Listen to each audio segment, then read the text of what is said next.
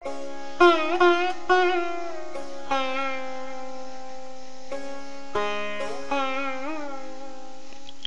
কথা রাখেনি। ৩৩ বছর কাটলো, কেউ কথা রাখেনি। ছেলেবেলার এক বৈষ্টমী তার আগমনী গান হঠাৎ থামিয়ে বলেছিল, শুক্লা দ্বাদশের দিন অন্তরটুকু শুনিয়ে যাবে। তারপর কত চন্দ্রভুক অমাবস্যা এসে চলে গেল, কিন্তু সেই বৈষ্টমী আর এলো না। ২৫ বছর প্রতীক্ষায় আছি।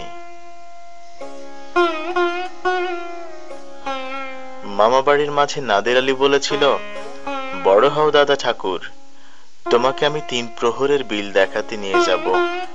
সেখানে পদ্ম ফুলের মাথায় সাপ আর ভ্রমর খেলা করে। নাদের আলী, আমি আর কত বড় হব? আমার মাথা এই ঘরের ছাদ ফুঁড়ে আকাশ স্পর্শ করলে তারপর তুমি আমায় ৩ প্রহরের বিল দেখাবে। একটাও রয়্যাল গুলি কিনতে পারিনি কখনো। লাঠি লজেন্স দেখিয়ে দেখিয়ে চুষেছে লস্কর বাড়ির ছেলেরা। ভিখারির মতো চৌধুরীদের গেটে দাঁড়িয়ে দেখেছি ভেতরে রাস উৎসব।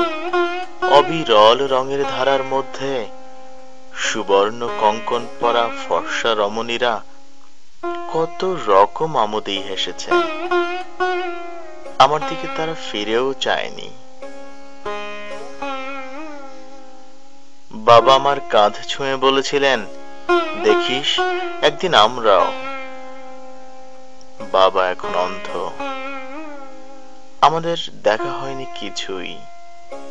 সেই রয়্যাল গুলি, সেই লাঠি লজেন্স, সেই রাস উৎসব আমায় কেউ ফিরিয়ে দেবে না।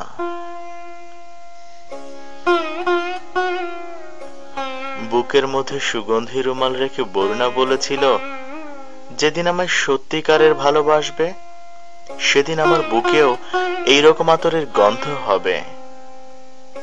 ভালোবাসার জন্য আমি হাতের মুঠোয় প্রাণ নিয়েছি, দুরন্ত ষাঁড়ের চোখে বেঁধেছি লাল কাপড়, বিশ্ব সংসার তন্ন তন্ন করে খুঁজে এনেছি ১০৮টা নীলপদ্ম। তবু কথা রাখিনি বরুণা। এখন তার বুকে শুধুই মাংসের গন্ধ। এখন সে যে কোনো নারী। কেউ কথা রাখনি। ৩৩ বছর কাটলো, কেউ কথা রাখে না।